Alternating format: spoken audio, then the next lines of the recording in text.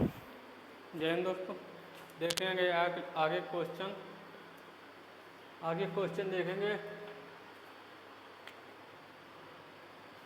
इस पे कह रहा है इस क्वेश्चन में, किसी परिवार में चावल, मछली तथा खाद्य तेल पर किए जाने वाले व्यय 12:17:13 के अनुपात में है। इन वस्तुओं के मूल्य के क्रमशः 20%, 30% तथा 50% की वृद्धि हो जाती है।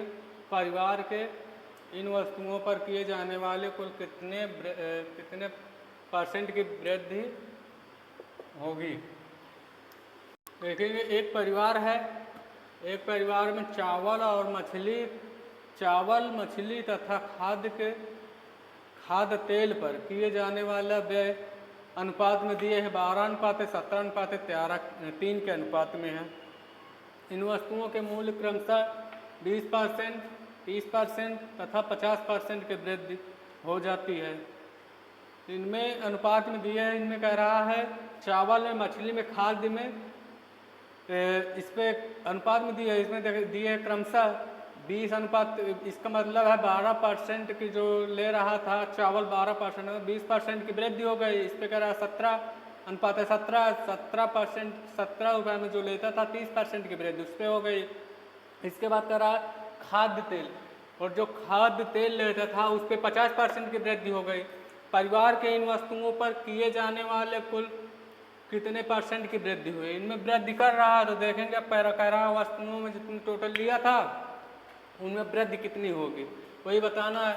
देखेंगे 12% है, 17% है, 3% है, तो 12 लिखेंगे। 12 प्लस, पहले लिखेंगे 12:17:3, इनका अनुपात टोटल देखेंगे कितना हो जाएगा।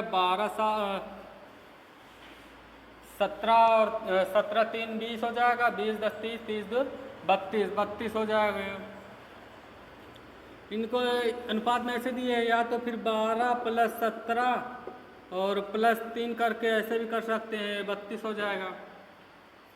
इसके बाद कह रहा है हो जाने पर व्यय 12% अनुपात के वस्तुओं के मूल्य क्रमशः 20% बढ़ जाता है, 30%, 50% बढ़ जाता है। तो इस पे 12% बढ़ा देंगे। 12% बढ़ रहा है तो 12% में कह रहा है 20% बढ़ जाता है, तो यहाँ 20 लिख देंगे। इसके बाद प्लस का निशान लगाएंगे। 17 अनुपात में 17 दिए, 30% बढ़ जाता है। मछली में जो है वो 30% बढ़ जाता है, 30 से इसको गुणा करा देंगे। इसके बाद कह रहा है खाद्य तेल में अनुपात में 3 दिए हैं, प्लस लगाएंगे, 3 लिखेंगे। फिर कह रहा है 50% बढ़ जाता है तो गुणे करके 50 कर देंगे इसको। टोटल जो हमारा है वो 32 है ही, ये 32, ये हो जाएगा 32x। अब इसको देखेंगे, यहाँ से इसको गुणा कराएंगे तो कितना हो जाएगा, 12 दूना 24, तो मतलब 240 हो जाएगा। इधर देखेंगे इसको कराएंगे प्लस लगा के 17 गुणे 3 करेंगे तो 17 3 51 हो जाएगा, 510 ये हो जाएगा। फिर प्लस लगाएंगे। इसके बाद यहाँ पे 50% बढ़ रहा है, यहाँ 3 है, इसको यहाँ से कराएंगे तो 5 15 हो जाएगा, ये हो जाएगा 150 बराबर 32x हो जाएगा। यहाँ से 32x हो जाएगा। अब आगे देखेंगे, इनको जब तीनों को जोड़ेंगे, इसको जोड़ेंगे कितना हो जाएगा ये, तो यहाँ पे 5 2 7 7 1 8 8 ये हो गया, 8 1 9 40 ये है, 10 ये है, तो 8 1 9 900 ये हो गया। यहाँ से टोटल हो गया 900। यहाँ पे लिखेंगे टोटल 900 लिखेंगे। यहाँ पे 32x है, 32x करेंगे, 32x। जब इसको इधर लाएंगे 32x करेंगे, 32x 900 हो जाएगा। अब इसको यहाँ पे नीचे ले जाएंगे, जब इधर जाएगा तो देखेंगे इसको, यहाँ से इसको 32 को इधर ले जाएंगे, 900 यहाँ पे लिखते हैं 900/32।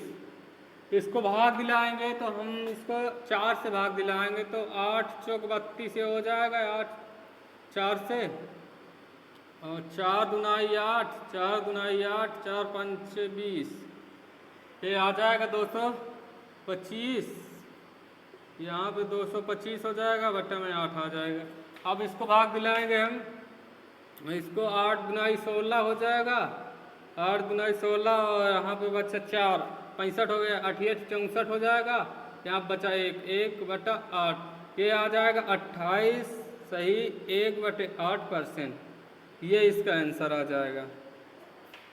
देखेंगे अगला क्वेश्चन। इस पे देखेंगे इस क्वेश्चन में कह रहा है नीलम अपनी कुल आय का 20% मकान किराए पर तथा शेष का 70% घरेलू मतों पर खर्च कर देती है। यदि वह 3600 की बचत करती है तो उसकी कुल आय कितनी है। अगर 20% मकान के किराए पर खर्च करती है तो 80% उसके पास बचा है। x गुणे 80% बचा, 20% खर्च कर दिया, 80% उसके पास बचा है। इस प्रकार शेष का 70% घरेलू मतों पर खर्च करती है। शेष का 70% घरेलू मतों पर खर्चा करती है, 30 बचाती है। 30/100 हो गया। यहाँ से करा 36% बचा लेती है, उस पर खर्च करने के बाद 3600 रुपये बचा लेती है, बराबर करके 3600 लिख देंगे। अब इसका सॉल्व करेंगे इसको, तो यहाँ से 1 0 से 1 0 1 0 से 1 0 काट दिया।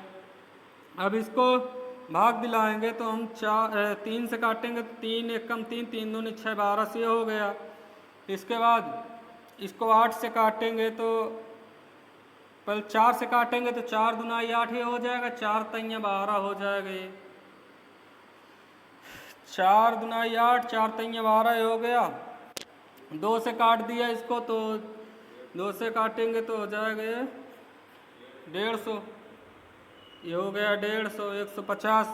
अब यहाँ से इसको भाग दिला गुणा करा देंगे तो गुणा कराएंगे तो यहाँ से 2 जीरो जो हैं यहाँ आ जाएंगे, ये हो जाएंगे 1500 और 150 और यहाँ से 2 जीरो ले लिया, ये हो गया 15,000।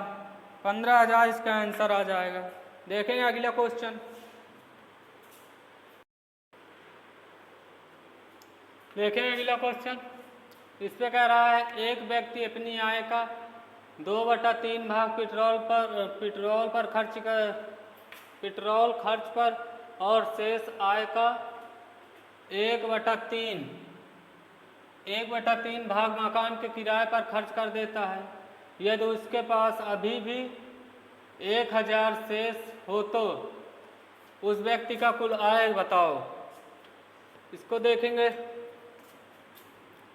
इसमें कह रहा है 1/2 भाग पेट्रोल पर खर्च करता है, शेष का 1/3 भाग मकान किराए पर खर्च करता है। यदि उसके पास अभी भी 1000 रुपये शेष हो तो उसकी कुल आय बताओ। तो x गुणे लिख देंगे इसको 2/3। इसके बाद कह रहा है शेष का बचा हुआ 1/3 भाग मकान पर खर्च कर देता है। 1/3 भाग मकान किराए पर खर्च कर देता है। उसके पास अभी भी 1000 रुपये बचा है, उसके पास 1000 रुपये अभी भी बचा है। देखेंगे इसको सॉल्व कर देंगे। 2 से काटेंगे, इसको 2 से काट दें 500 आ जाएगा। इसके बाद इसको यहाँ से गुणा करा देंगे तो 3 3 9 आ जाएगा, 9 5 45 हो जाएगा। 9 5 45, 2 जीरो लगा देंगे, इसका ये आंसर आ जाएगा।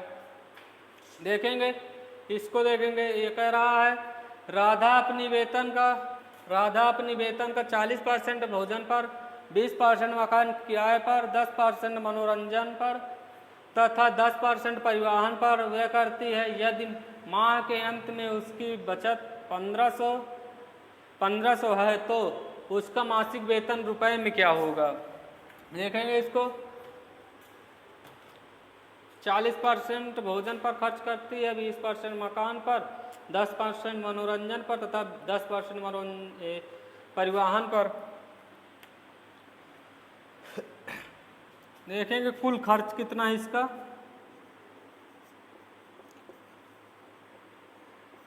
कुल खर्च निकालेंगे तो 40 20 10 ये हो गया। तो 40 + 20 + 10 ये है इधर। तो कुल इसका खर्च कितना हो जाएगा 40 20 60 60 20 40 20 60 60 10 70 10 80 हो जाएगा इसका कुल खर्चा। कुल खर्चा इसका 40 आया। 100 में कितना 100 से 80 80 आया कुल खर्च माइनस 100, कितना इससे कम खर्च कर रहा है, कितना बचा रहा है, 20% बचा रहा है यहाँ से। ये यहाँ से 20% बचा रहा है, तो 20% की वैल्यू हम कितना दिए हैं, कह रहा है 1500 रुपये हो तो उसकी मासिक वेतन कितनी हो, उसके पास बचत 1500 रुपये अभी बच रहा है, तो 20% की वैल्यू यहाँ से दिए है 1500। अब 1500 दिए है, यहाँ से इसको 20 से भाग दिला देंगे। मासिक बचत पूछ रहा है, मासिक बचत पूछ रहा है, यहाँ मनोरंजन पर खर्च करता है, इसके अंत में उसका बचत 1500 रुपये हो तो उसकी मासिक बचत कितना होगी। हमको टोटल निकालना है, 100 से गुणा करा देंगे, 100 से गुणा करा देंगे, 20 पंचे 100 हो जाएगा, 20 से काटेंगे 20 पंचे 100 हो जाएंगे। अब इसको यहाँ से गुणा कराएंगे, 15 पच्चे 75, 75 हो जाएगा यार, 75, 2 जीरो है, 2 जीरो कहाँ से डाल लिया, 75 आ जाएगा इसका, 7500 इसका आंसर आ जाएगा, ये इसका आंसर आ जाएगा। देखेंगे अगला क्वेश्चन।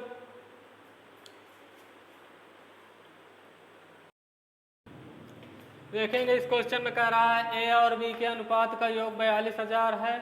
ए अपने वेतन का 75% और बी अपने वेतन का 90% खर्च कर देता है। अब उसकी बचत समान है, बचत समान है, ए का वेतन रुपए में ज्ञात कीजिए। देखेंगे ए अनुपात बी लिखेंगे यार, 90% खर्च कर देता है, 10% हो जाएगा, 10% बचा रहा है, उधर 75% खर्च कर देता तो 25% बचाएगा। इसको काटेंगे, 50-25 हो जाएगा, 5 गुना 10 हो जाएगा, 2:5 आ जाएगा।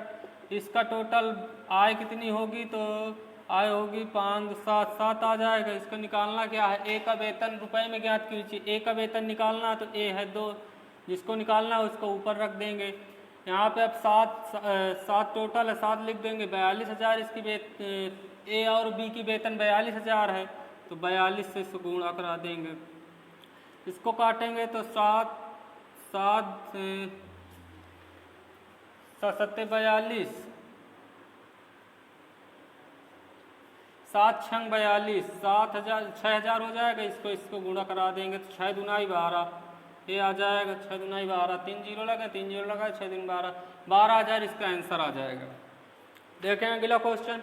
इस पे कह रहा है ए की आय बी की आय से 20% कम है और सी की आय ए की आय से 20%, सी की आय ए और बी की आय के योग का 70% है। डी की आय सी की आय से 25% अधिक है और है यदि बी और डी की आय के बीच का अंतर 23,000 है तो ए की आय रुपए में ज्ञात कीजिए। कह रहा है ए है, बी है, सी है और ये इधर डी है। अब कह रहा है ए की आय बी की आय से 20% अधिक है। ए की आय जो है वो बी की आय से 20% अधिक है। बी की आय 100 मान लिया हमने, बी की आय हमने 100 मान लिया। इससे कह रहा बी की आय से ए की आय 20% अधिक है तो 120 हो जाएगा। इसको 100 मान लिया, ये हो जाएगा 120। अब कह रहा है और सी की आय ए की आय ए और बी की आय के योग का 70% है। इसके योग का 70% कह रहा सी की आय, तो इसका योग कितना है 240।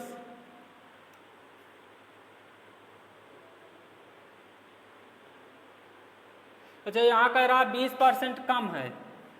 यहाँ कह रहा है ए की आय बी की आय से 20% कम है। ए की आय बी की आय से 20% कम है तो यहाँ आ जाएगा 100, यहाँ पे 80 आ जाएगा। ये 80% हो गया, 100% हो गया। आप कह रहा है ए और बी की आय के योग का 70% है सी, तो ए और बी की आय से 70% तो 180 हो जाएगा, 180। अब कह रहा है इसके योग का 70% है, 70% निकालेंगे। इसको 70% निकालेंगे तो 1 जीरो से 1 जीरो यहाँ से कटा देंगे। इसको करेंगे तो 126, 18 सत्ते 126, ये आ जाएगा सी की आय। ये सी की आय हो गई 126। इसके बाद कह रहा है डी की आय सी की आय से 25% अधिक है। डी की आय सी की आय से 25% अधिक है तो 126 और कह रहा 25% अधिक है तो ये हो जाएगा 125। 125 निकालेंगे 100 से, 25 पंचे 25 चौका 100, 25 पंचे 125, ये हो गया। अब इसको 4 तिया 12 इन्हें कटेगा दशमलव में आएगा, इसको पहले गुणा करा देंगे। इसको जब गुणा कराएंगे तो हम निकालेंगे 6 पंचे 30, 6 पंचे 30 3 आ जाएगा, 5 दुनाई 10, 10 3 13 की 3 आ जाएगा, 5 एकम 5, 5 1 6 आ जाएगा, 630 आ गया। 4 से इसको भाग दिला देंगे। अब इसको 4 से भाग दिलाएंगे, 4 एकम 4 आ जाएगा यहाँ से, 4 एकम 4 बचा 2 23 हो गया, 4 पंचे 20, 4 पंचे 20 हो गया, और 4 पंचे 20 बचा 3, 4 पंचे 20 3 बचा, तो 4 सत्ते 28, 4 सत्ते 28 बचा 2, 4 पंचे यहाँ पे 4 पंचे 20 दशमलव लगाएंगे, 0 बढ़ जाएगा, 2 बचा यहाँ पे, तो 4 पंचे 20 5 आ जाएगा। तो यहाँ पे आ गई 75.5, ये आ गई डी की आय।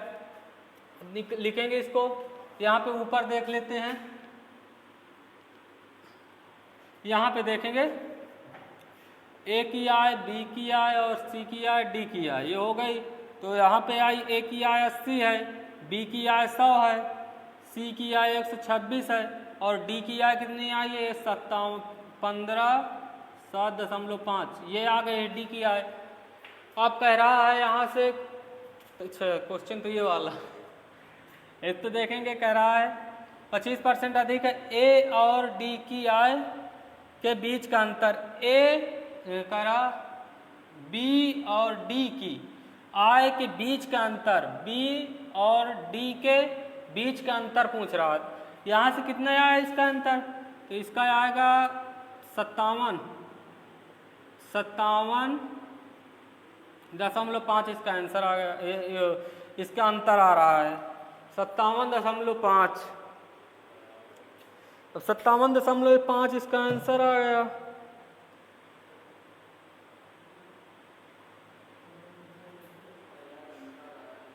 तो 57.5 आंसर आ गया इसका। कह रहा है वेतन ए की आय रुपए में ज्ञात कीजिए। ए की आय हमको निकालना है, हमको निकालना ए की आय है, तो इसके बराबर हो गया 75.5 बराबर, इसके बराबर हमको दिए 23,000, इसको 23,000 हो गया, 23,000 दिए। हमको निकालना क्या है, ए की आय रुपए में ज्ञात कीजिए। हमको निकालना ए की आय, तो ए की आय कितनी है, ए की आय है 80%, 80 लिखेंगे, नहीं हमको निकालना ए की आय। ए की आय निकालने के लिए इसको 57.5 80 निकालना ए की आय, ए की आय से हमको गुणा करा देना है। अब इसका आंसर निकालेंगे भाग करके, तो कितने आ जाएगा, इसका आंसर आएगा 32,000 इसका आंसर आएगा। गुणा भाग अपना करा लेना, यही रूल है, इसको इससे भाग दिला देना, इसके गुणा करा देना, बस इसी से आ जाएगा। मिलते हैं अगली वीडियो में, तब तक के लिए जय हिंद। कल शायद जनसंख्या पर आधारित क्वेश्चन आएंगे। मिलते हैं अगली वीडियो में।